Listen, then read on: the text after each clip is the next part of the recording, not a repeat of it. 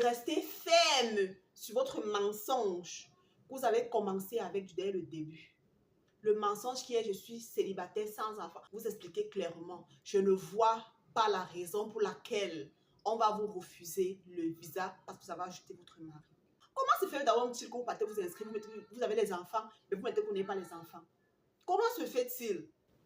Hello, hello! J'espère que vous allez bien. Bienvenue sur ma chaîne, bienvenue dans cette nouvelle vidéo où je viens partager avec vous une question que j'ai reçue via mon email, question d'une abonnée, une question que j'ai trouvée pertinente, que j'ai bien voulu partager avec vous. Ça peut aider une ou deux personnes, ça peut aider une personne qui est dans la même situation et est un peu embrouillée, ne sait vraiment pas comment s'y prendre.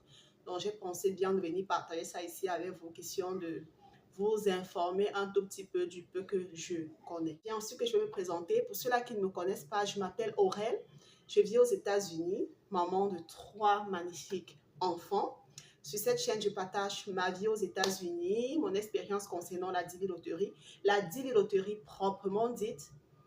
Et aussi, j'ai intégré un peu ma vie de maman, ma vie de femme au foyer dans mes vidéos. Donc, j'espère que c'est un contenu qui vous intéresse vraiment. Si ça tique comme quelque chose qui peut vous intéresser, commencez déjà par liker.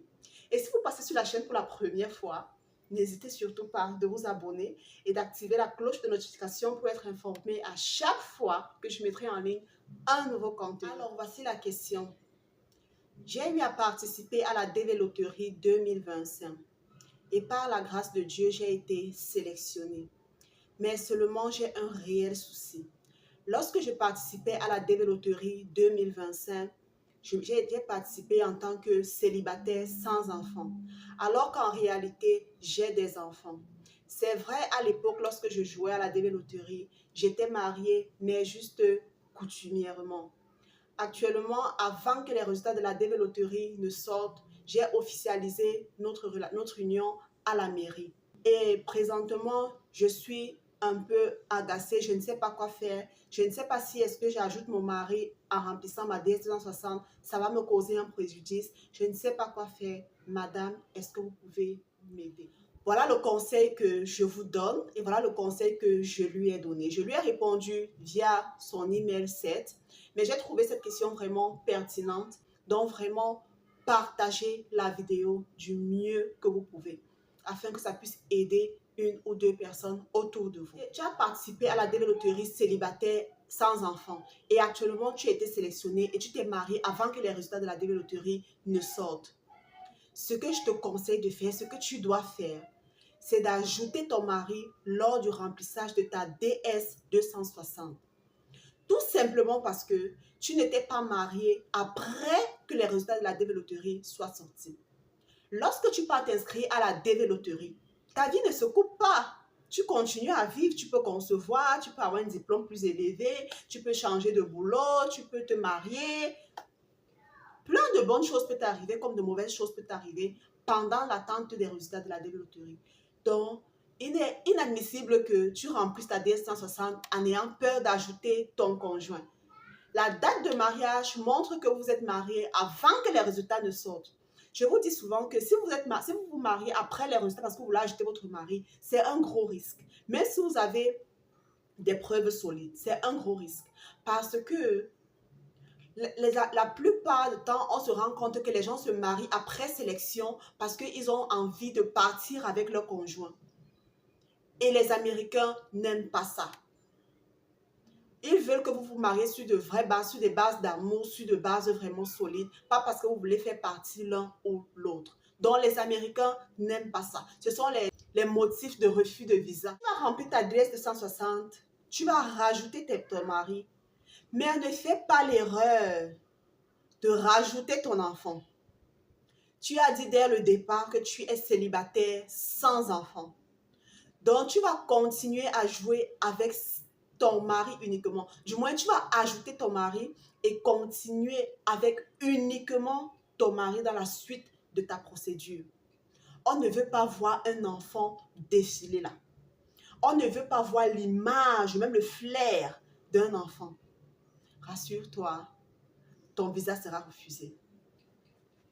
Lorsque vous arrivez à l'ambassade, Sachez d'abord, si avant le jour le jour de votre programme pour votre interview, vous accouchez entre-temps, si par exemple, je prends un exemple, si vous êtes enceinte par exemple, maintenant presque à terme, et vous voulez rentrer l'œuvre DS160, je vous conseille, si c'était dans 1 mois ou 2 mois, de patienter un peu, d'accoucher, et lorsque maintenant vous remplissez votre DS160, vous rajoutez votre enfant et votre mari une fois. C'est vrai, c'est pas comme si c'est trop tard, il y a pratiquement 1 an que pendant les procédures d'appel pour l'interview, de passage pour l'interview. Donc, c'est pas comme si c'est tuant. Vu que si vous soumettez votre DS160 maintenant et vous accouchez par la suite, dans 1 ou 2 mois, vous serez obligé de redébloquer encore pour ajouter l'enfant. Vous voyez un peu.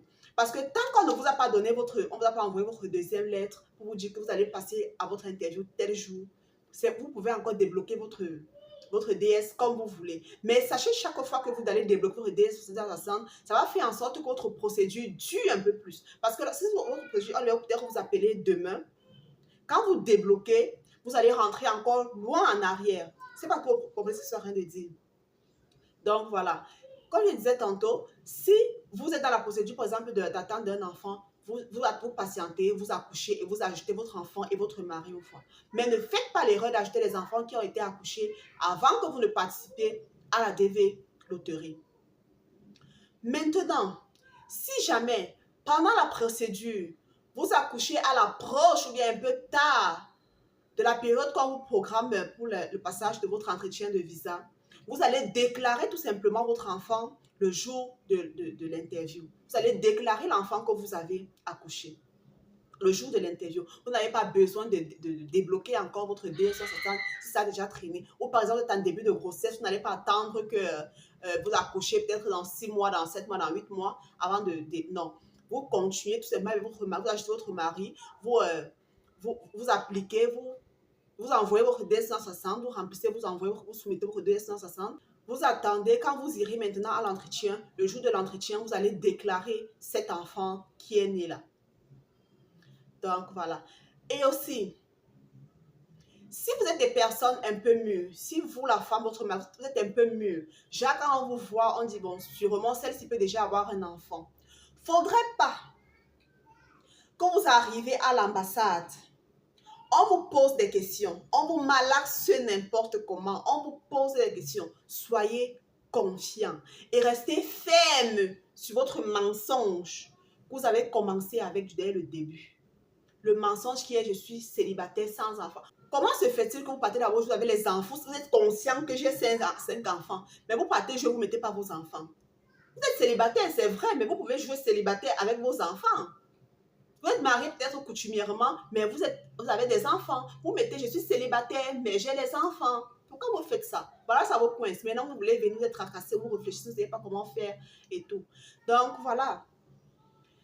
Comme je vous disais, si on vous malmène n'importe comment, on vous pose n'importe quel style de question pour savoir si vous avez des enfants, non, on n'a pas d'enfants. Si vous avez les murs, faites-les comprendre que depuis que vous êtes ensemble, vous cherchez à concevoir, mais l'enfant n'entre pas. Soyez ferme sur votre mari, sur votre mensonge. Et surtout, lorsque vous entamez déjà la procédure de DS160, allez et supprimez toutes les pistes de mensonges qui sont sur vos réseaux sociaux, que ce soit sur les réseaux sociaux de l'homme comme sur la femme. Si vous étiez une famille qui aimait vous filmer constamment avec vos enfants, vous accouchez, vos naissances, vos sorties et tout, vous postez sur les réseaux sociaux, allez tout de suite et supprimez toutes ces preuves de mensonges là, toutes ces preuves là, allez et supprimez-les tout. Rendez vos réseaux sociaux, vos plateformes clean. Parce que lors du remplissage de votre DS160, il y a un endroit où on vous demande de lister tous vos réseaux sociaux. Et c'est à travers ces réseaux sociaux souvent qu'on détecte beaucoup de mensonges. Beaucoup, je ne suis pas mariée, je suis célibataire. Beaucoup, je suis mariée sans enfant. Beaucoup, je suis célibataire sans enfant. C'est là qu'on détecte beaucoup de mensonges. Donc, allez rendre vos réseaux sociaux propres comme l'eau de roche. Je viens vous dire les choses ici, là, qu'on va me prendre les choses aux États-Unis, me m'enfermer. Donc, voilà. Ne faites pas l'erreur. Maintenant, le jour de votre entretien de visa, expliquez clairement à l'agent consulaire qui est en face de vous que lorsque vous avez lorsque vous avez participé à la loterie américaine, vous étiez marié traditionnellement.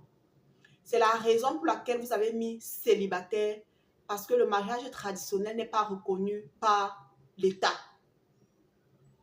Mais avant que vos résultats de la DV loterie ne sortent, vous vous êtes marié légalement devant les autorités compétentes. Et vous avez maintenant un acte de mariage qui certifie que vous êtes en réalité marié à une date bien précise que vous allez lui présenter. Vous viendrez avec vos documents de mariage. C'est la raison pour laquelle vous avez ajouté votre mari dans votre DS 260. Vous expliquez clairement, je ne vois pas la raison pour laquelle on va vous refuser le visa parce que vous avez ajouté votre mari. Je ne vois pas la raison. Donc, faites les choses bien. Continuez bien avec votre mensonge jusqu'à la gare et ne faites pas l'erreur qu'on détecte que vous mentez. Parce que sachez que si on se rend compte que que le couple est en train de mentir, et quand vous mentez comme ça, alors que les enfants sont vos enfants légaux même ensemble, on risque de vous barrer la route d'entrer encore même aux États-Unis. Même pour une visite. Rassurez-vous. Donc, faites vraiment gaffe. C'est un cas quand même assez à prendre avec beaucoup de pincettes, avec beaucoup de sérieux. Donc, voilà. Ne faites pas de mauvaises erreurs. Soyez confiants. Soyez vraiment confiants. Soyez main dans la main. Soyez ensemble. Soyez soudés pour bien faire les choses et ne faire aucune erreur. Rassurez-vous, si on ne détecte pas d'enfant et qu'on n'avait pas un truc mauvais ou sale dans votre dossier, rassurez-vous, vous aurez votre visa, vous et votre mari. Et une fois que vous arriverez aux États-Unis, vous aurez tous vos papiers, vous pourrez lancer la procédure de regroupement familial pour faire venir vos enfants. C'est clair, ça va prendre du temps, rassurez-vous, il faut que je vous le dise. Mais un jour ou l'autre, si les enfants sont mineurs, bien sûr, vous leur ferez venir aux États-Unis et continuer la vie normale avec vous. Si la vidéo vous a intéressé, n'hésitez pas de me laisser un pouce bleu pour m'encourager et surtout, partagez autour de vous pour informer un maximum de personnes. Et bien sûr, abonnez-vous si vous passez sur la chaîne pour la première fois et on peut se dire à plus tard dans une prochaine vidéo. Ciao!